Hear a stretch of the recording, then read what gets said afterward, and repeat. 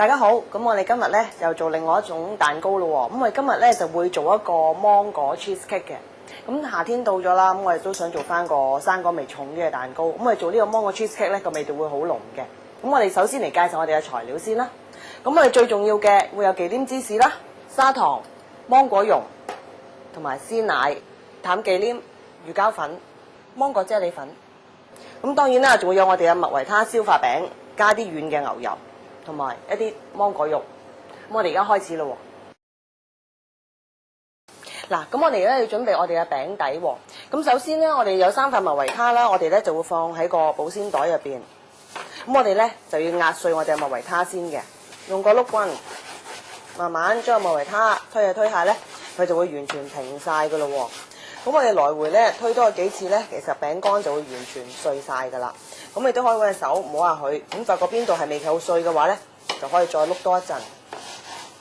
嗱，咁我哋會將我哋啲餅碎加喺個盤入邊，將我哋嚿牛油咧都放埋入去喎。咁我哋跟住將個牛油撈埋我哋嘅餅碎。嗱，發覺而家餅碎同牛油撈得好勻勻噶咯喎，咁會變咗啲碎嘅粒粒狀嘅。咁而家得嘅話咧，我哋就會準備我哋嘅餅圈。我哋準備張錫紙同我哋嘅慕斯圈啦。平時我哋做凍餅都會咁樣做噶啦，我哋將張錫紙鋪上我哋嘅慕斯圈入邊，拉緊佢。我哋會放一張卡紙喺個餅圈嘅底，跟住咧會將我哋嘅餅碎倒晒落去。咁我哋會將啲餅碎倒咗入個餅圈入邊啦，咁咧就將佢平均撥開去，跟住咧就用隻匙羹慢慢去壓平佢啦。因為餅碎有牛油嘅關係啦，咁所以好輕易咧就可以壓平噶啦。咁喺呢個時間咧，咁我想再加啲芒果肉咧落我哋個蛋糕入邊喎。咁我最好嘅做法咧就係將芒果肉放喺蛋糕嘅底嗰度。咁當我哋食嘅時候咧，就會有芒果肉一路連埋個芝士餅啦。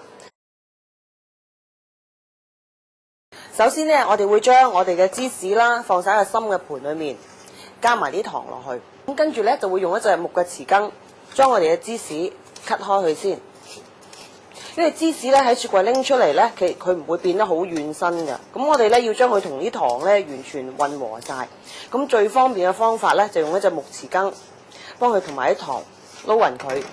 咁喺呢個時間咧，我哋俾啲耐性，慢慢撥鬆佢，撥軟身佢，咁令到糖同埋芝士完全混和晒先。咁記住咧，唔好咁心急喎，因為其實呢個步驟咧都要做大概1至2分鐘嘅喎。咁搞到而家咧，我就可以停手咯喎，我哋就唔需要再用我哋嘅木匙羹，我哋會轉翻用我哋嘅鋼法啦。我將我哋嘅鮮奶倒埋入去，咁呢度咧其實好少鮮奶啫，我哋就會慢慢去攪佢啦。撈下咧，我哋就會見到我哋嘅芝士開始完全同鮮奶混和咯喎。咁呢度咧，亦都係要俾耐性啦。咁我咧唔叫見到有粒粒喺度存在嘅喎，我哋要全部搞到佢滑身咗，我哋先至叫得嘅。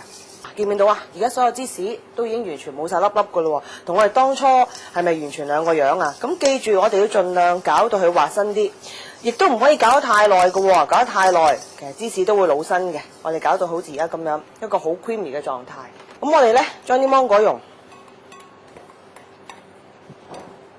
加晒落個盤入邊。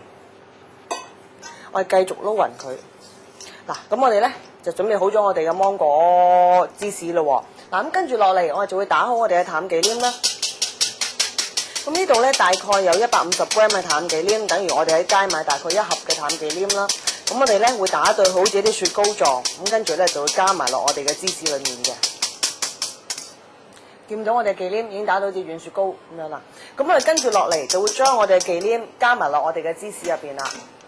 將我哋嘅芝士輕輕咁撈勻我哋嘅忌廉，咁我哋一混和好咧就 OK 噶啦。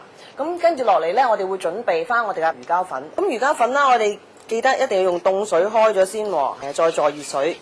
嗱，魚膠坐完熱水之後咧就會清咗噶啦。咁我哋將佢直接倒埋落去我哋嘅頭先我哋嘅芒果芝士嗰度，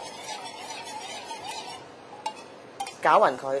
盡量咧唔好搞得咁大力，唔好搞到佢起泡喎，咪倒出嚟嘅蛋糕咧就會好多 bubble 喺個面噶咯喎。嗱，咁我哋就可以將我哋嘅芒果 cheesecake 咧放入雪櫃去雪咯喎。嗱，我哋魔芋啫喱咧，我哋就會首先我哋做完個蛋糕之後咧，就要開溶咗我哋嘅啫喱粉啦。咁我哋要預先準備咗佢，開溶咗啲啫喱之後，我哋要攤翻凍先用得。如果嗰陣咧，我哋放喺個餅面度咧，就會整溶咗我哋嘅餅，就會唔靚噶啦。咁我哋可以成個餅面都會淋一浸芒果嘅啫喱落去。咁亦都可以固定咗個生果，唔會因為我哋拎住個蛋糕去人哋嗰度嘅時候咧，就將啲生果走晒位嘅喎。嗱，我哋嘅蛋糕咧凝固咗咯喎，啲啫喱，咁我哋可以開始起餅啦。咁跟住咧，我哋會準備一條熱毛巾，將佢圍住一個餅圈喎。咁跟住咧，我哋就可以嘗試起我哋嘅餅咯喎。咁我哋咧就會慢慢升起我哋嘅餅先啦。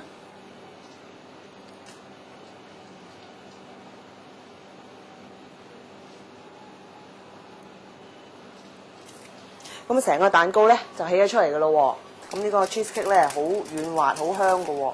咁希望你大家都中意啦。